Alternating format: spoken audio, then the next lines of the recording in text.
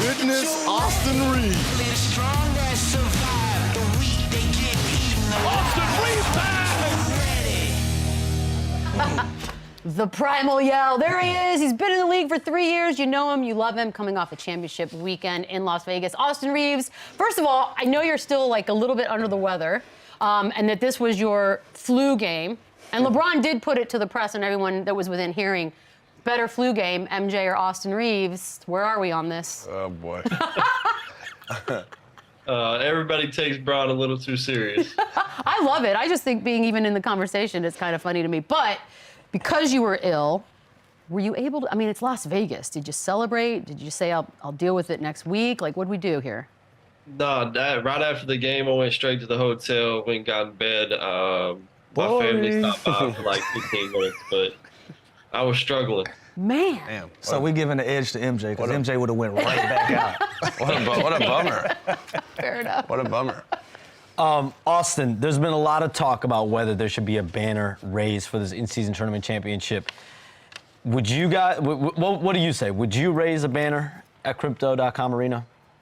I don't know. I mean, the Lakers are so used to winning championships, like actual championships, that I don't think we'll raise a banner. But you know what? It is the first time for anybody to win that tournament, so that's special. So regardless if we do or don't, I'll be happy. But hopefully we can raise like a real championship banner this year.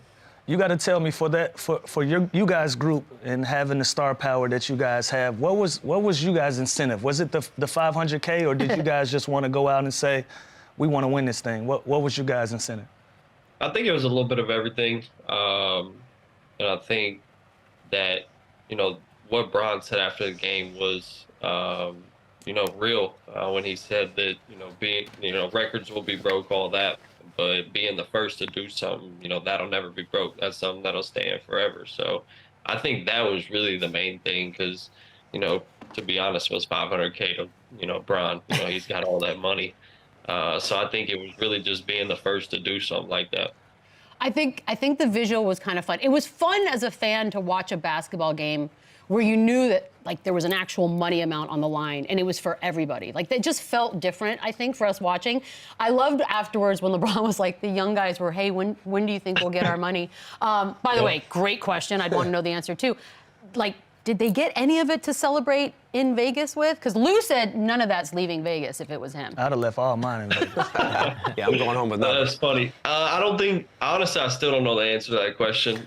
Someone told me at the latest we'd get it January 15th, but I don't know. No, I don't think anybody's got any of their money yet, but all the young guys were running around, even before the game, like, please win, please win. Two ways were like, this is a $150,000 game for us. We need y'all to win. So I don't know when we get the money, but those guys are super excited. Austin, you mentioned that $500K that you would possibly use that for a Riviera membership, I think you said. You realize you got a bag this summer and you can already afford the Riviera membership, right? Yeah, I mean, I don't really like to spend my money. I don't really have it. I didn't have any before now, but yeah, I've kind of realized that this is just a little extra. I told you I get you out to Sherwood whenever you want, bro. And so have you played with any of the other golfers? Like, have you played with Steph? Are you the best golfer in the NBA right now? I haven't played with Steph nor anybody else in the NBA. I don't really know anybody personally, but for me, I believe so. What is your handicap? I'm scratch. Oh, dear. How's that make you feel? I'm getting a solid 10 strokes off you, boss. That's fine. Yeah, you let me know when and where. All right, I got you. And I just saw also Charles Barkley is trying to challenge you to a match. How bad will you bust his ass? He said he needed 4 on the front and 4 on the back. That ain't enough. No, that's not enough. That ain't enough. That's not enough. I haven't seen him swing in a couple years, so the last time I remember, he had the horrible hitch in it. So Yeah, I still like my odds regardless. His hitch is so bad. I feel like you have to try to have Yeah, that he's hitch. got Like that. it's that bad. It He looks says he rough. fixed it. He says he fixed the yips. The yips. All right, Hillbilly Kobe. Chandler is offended by that nickname. Where did it come from? Do you love it? How do you feel about it? I actually like it. It was when I was at OU, one of my GAs that I was really close with come up to me and was like, I figured it out. And I was like, what the hell are you talking about? And he was like, hillbilly. Like, he was kind of whispering to me because we were in the middle of practice. Coach was probably talking, but he was like, Hillbilly Kobe. And I just started laughing, and I was like, yeah, whatever. But one of my teammates heard it, and it basically just ran with it from there. And then it just kind of, caught wind, and everybody started using it. And then when I went undrafted and then signed with the Lakers, it actually became a thing. See, Chandler, not offended. Good. Everyone's so offended by everything these days. I'm glad you're not. Austin, LeBron has praised, your basketball IQ, the way you see the floor, everything. How nuts is that? I know I'm 35 years old. He's my guy growing up. He must have been a huge fan growing up. Like how weird and how crazy and surreal is that? That first of all that you're playing with him and that he loves your game and loves playing with you. Yeah, I mean it's crazy the fact that he's still playing, to be honest. But it never gets old, honestly. Like, anytime you have a guy of that caliber that knows the game that well, it speaks highly about you. It feels good and it empowers you. But one thing I can say, obviously, and I know everybody knows, that he makes my life a lot easier. Just, the way he sees the game, the way he's unselfish and, believes in his teammates and gives them, free reins to have opportunity to, have their imprint on game, is special. And, growing up, I was a huge Kobe fan, so I wasn't the biggest Bron fan until probably like 2000, probably 17, 18. I just one day was like, man, I gotta stop, I gotta stop hating this man's great. I think I was just sitting there watching a regular season game in my dorm or in my apartment when I was at OU. And I was just like, man, we'll probably never see anything like this again. So let me just appreciate it. And then it comes full circle that I'm teammates with the man, and you can't beat him as a human. Always in a good mood. So he's I owe him a lot for my career so far. Is there one piece of advice that stuck out to you that LeBron has given you that's really helped? It was really just my first year. My main thing when I first got here is I was like, I'm gonna earn him and AD's respect, like regardless of what I got to do in practice, outside of practice. Like, I'm gonna earn their respect. And there was obviously a couple times my first year where I don't want to say defer to him, because obviously I should at that point. But there was a couple times I probably made the wrong play trying to give them the ball, and both of them come up to me and was like, look, you don't have to do that. You can, you can be you. And from, that day forward, like, that gave me so much confidence to just be me and constantly just do, the right things and really just be myself. All right, Austin, I got to go back to 2000. Now that you've said it, the 2017, you're sort of like, all right, maybe I don't have to hate LeBron anymore. And then fast forward, you're playing on the team with him. So how surreal is that? I'm assuming you guys have like a text thread. Do you save him as LeBron? Does he have like a secret code? Like, the whole thing kind of blows my mind that fast forward and now you are playing with him. And not just on the same team, but like there's a mutual respect and you have a huge role. How has that been? Oh, it's been crazy. Anytime I go back home, obviously everybody's first question is, how's LeBron? Like, how's LeBron as a human?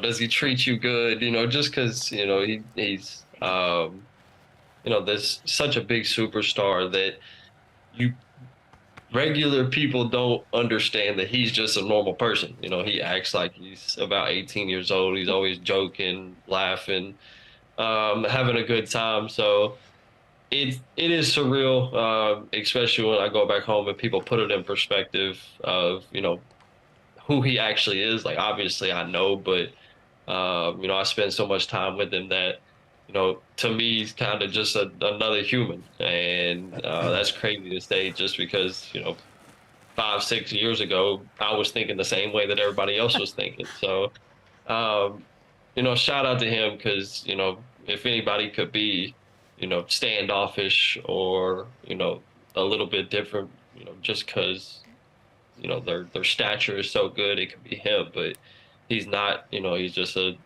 regular guy that, always wants to have fun. I don't know if you do this with your friends. Like in my phone, I have Lou as NBA legend, Lou Will. I have Chandler as horse's ass, which is, I think, like a cute code name. Do you do anything like that for LeBron and company? No, his name in my phone is just LeBron. You don't need a name. It's perfect. Sure. I'm looking at you. I thought you were. I was waiting to see what you have me on, but it's all good. Almighty, I'm probably just my number. Shams. Horse's my ass, number. huh? Horse's ass. Probably Yeah. not even saved. I only know one Shams, and there's only one LeBron. I feel like you guys are golden. I'll take that. Former teammate Pat Beverley was on the show not that long ago, and we asked him about the too small celebration. You hit him with that last season in Chicago. Then a few weeks ago in Philly, you guys had a moment, and then afterward he said, "Every time I see the Lakers until I retire, whatever team Austin Reaves is on, I'm on his ass." What was your reaction to that? I laughed. I like Pat. I genuinely, Pat was here for, I don't even know, half a season, a little more. And, me and Pat got along really well. He's super competitor. And I believe, after that, too small, they asked him about it and he was like, I love it. It's competition and that's what the game needs. So after the one in Philly, everybody was sending it to me. It was like, is he serious? Like, I was like, to be honest, I don't know. Like, he probably, in a sense is serious. Like, stuff like that probably sticks with him just because he probably has to find things to, still motivate him because, he's been in the league for a while. But me and Pat, I believe have a, mutual respect for one another. And at the end of the day, it's just competition. We were talking to each other at halftime. And I said something to him because he said something about me on his pod, having my back. And I was like, yo, appreciate it, bro. He was like, I'm your biggest supporter. Like, keep going, basically. And then all that happens, and everybody's like sending it to me, like I said. So there's so much more that goes on than everybody sees. Hey, he's not forgetting that anytime soon, though. Knowing that animal, he's not letting it go. He's not letting it go. But also last season, you had the legendary "I'm him" to my beloved Memphis crowd. Were you just waiting on the right moment for that, or how did that come about? It was just straight adrenaline. Yeah, I don't ever when I'm playing the game, all I can think about is the game. I don't think about celebrations, anything I'm gonna say. Everything I say is pure to me just being caught up in the moment of the game. And it was a situation where I had a really good fourth quarter, and obviously a big game one in Memphis against a really good team. I knew probably over 100 people in attendance because it's like an hour 45 from where I grew up. So pure emotion and joy, honestly. AR, you've become quite a celebrity in LA, and I play for the Clippers and I've played for the Lakers, and it's definitely two different vibes when you play for both of those groups. What are some of the perks playing with the Lakers? It's the Lakers. It's just I believe I haven't played for the Clippers, but I think it's just a different feeling. I think that it's just a Lakers town. It's a Lakers city.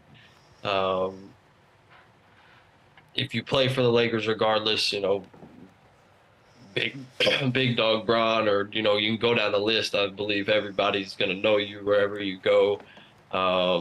You're gonna be recognized more. But for me, I stay in the crib, so I don't have to deal with all that. But I think it's just a different feel, like I said. Have you ever been out and about and somebody's like, "You're not a Laker"? Like you had to prove it to somebody? Oh no, I'll tell y'all even worse. we were in Brooklyn. I don't know if it was my rookie year or last year, and I was injured at the time. So before the game, I was getting treatment, and it went, a little bit into the first quarter, maybe the second quarter, and so I jumped in the shower and put on my clothes, and I was walking out to the bench, and right before I got to the bench, I was about to sit down. Security grabbed me. And it was like, "Well, what are you doing?" And first person I seen was 80. 80 bust out laughing. Was like, "Yo, he's a player." I was just shit.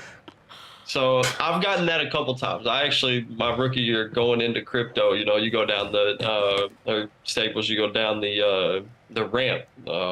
I was dropped off at the top a couple times because I didn't have a car yet, and I was just trying to walk through to go down the ramp, and they would stop me and be like, what's your credentials? Like, you work for the team. Pros and cons of being a white guy in the NBA. It's Austin. racial, Austin. Get used to it. It's always For sure. racial.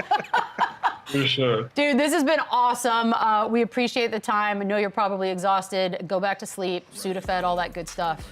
That's the plan. Good luck, best of the way. Appreciate you, AR. Keep it going. Y'all have a good one.